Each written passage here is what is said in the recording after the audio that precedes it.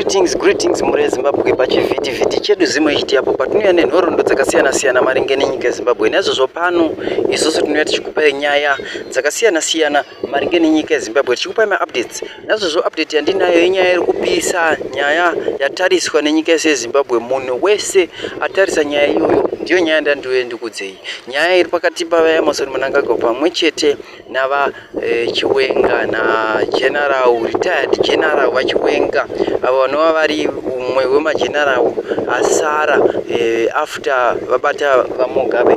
Yazvo muri yeZimbabwe pano pana comrade Never Maswera Sei pano vari kuuya vachitaura padandemutande paTwitter, vari kachitaura vachiti exclusively cable, the fight between Mnangagwa and VP Chiwenga has reached an all-time higher, with Chiwenga telling Mnangagwa he has no grassroots support. Meanwhile, Mnangagwa's operation to eliminate rivals is being led by General Moyo of the mid-faction aligned to the dynasty cabal.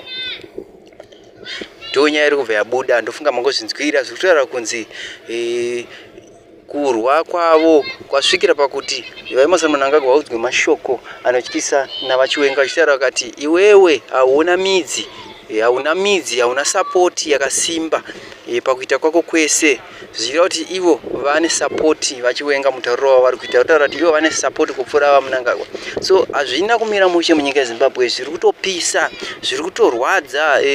So panapa vaNever Maswera Sei havasi kumira kuponda, vaponda futi. Vauya panapa vakati kwaakaenda ikoko vakuru vepasi vadzimu vanenge vakamugarisa mubako rake ega, achinzi une mhosva wakasiya usina kugadzirisa nyaya dzako nevana veropa redu chairo, saka hatikutambire kusvika wadzokera kunogadzirisa kune vasingazive. Ndo chinonzi chivanhu ichi tinochiziva. So muri yeZimbabwe nyaya kuzama kutsanangurwa inyaya Oliver Mtukudzi nevana vake vasikana vari kubatwa unhapwa nemukadzi wake wechipiri anoti Daisy. Ndakanganwa senemo yake kuti vanomuti Daisy, ndo asi Daisy Mutukudzi ndo watinoziva. Mukadzi akanga ana vanhingirikini vaMutukudzi pakuzofa kwavakaita, asiri mai wevasikana ava. Naizvozvo pano pane nyaya iri kubuda manje, inyaya iri kutaurwa kunzi musikana wandichakuisirai paskrini apapa achabuda pana Mutukudzi ari kutaurwa kunzi akafanana, ari kunzi akafanana nevene. Ndo mutauriro wake, mutsananguriro wake vari kuita kuti akafanana nevene, pari kufanira kuitwa DNA. So nyaya iyi yabuda sei? Yabuda kuti Oliver Mtukudzi kubva mwana wake aurawa, mukomana we munomuziva mukomana kunzi aita tsaona wewe, anotaura kunzi akaurawa zvekare neruling party mushure mekunge achidanana nemwana wavaMugabe uyo anova akazororwa akasiyiwa achinzi mwana akaurawa. VaMutukudzi vakanga vasina rumufaro neZANU-PF, havana kumbobvira vafara, havana pavakafara ZANU-PF, hapana pavakatambira chinhu cheZANU-PF. Ndofunga makaona zvekare pavakatorwa vakaiswa muNational Sports vachinzi vanofanira kuitwa hiru, vanofanira kuenda kuHeroes, vakanovigwa kumusha kwavo nehama dzavo. Hapana chinhu, ndofunga vanga vakatoudza hama dzavo kuti ivo havana chinhu cheZANU-PF vanofanira kuitirwa, kana vakafa kana vakaita sei vanofanira kuitirwa zvinhu zvekumusha kwavo zvavo vega zvisina vanhu veZANU-PF mukati, nekuti mukatarisa parufu rwavo vanga vakutogrebwa. Asi nyaya yazoshamisa ruzhinji rweZimbabwe inyaya yakamira yakadai yekuti Daisy Mutukudzi, mukadzi waMutukudzi, akasara nezvinhu zvese, akutambira magift from ZANU-PF.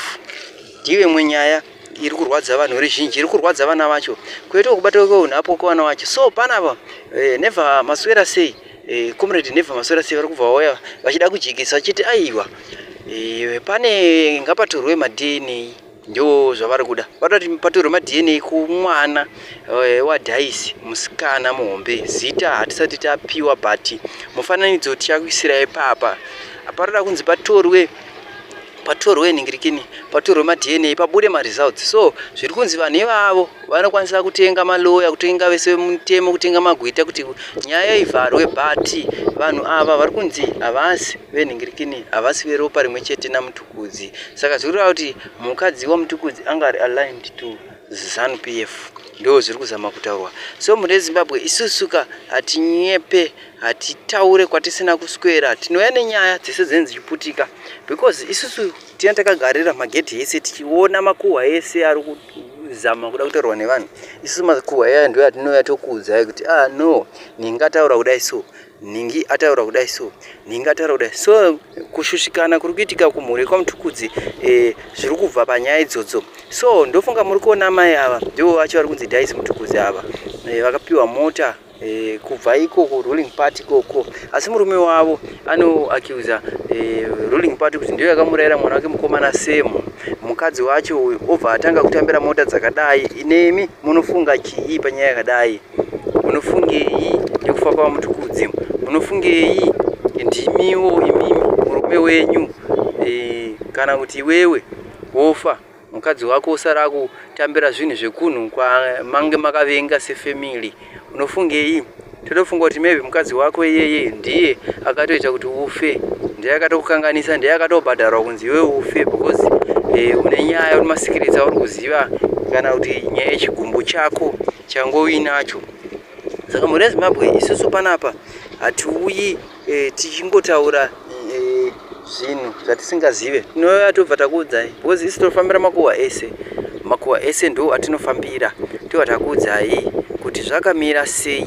So munyika yeZimbabwe tine imwe nyaya zvekare iri kutenderera, nyaya iri kutenderera yavamudhanyu ava vari kutenderera, vakatenderera mazuva nezuro ndo pavakatenderera vachiona kwese kuri kuitwa tumaachivement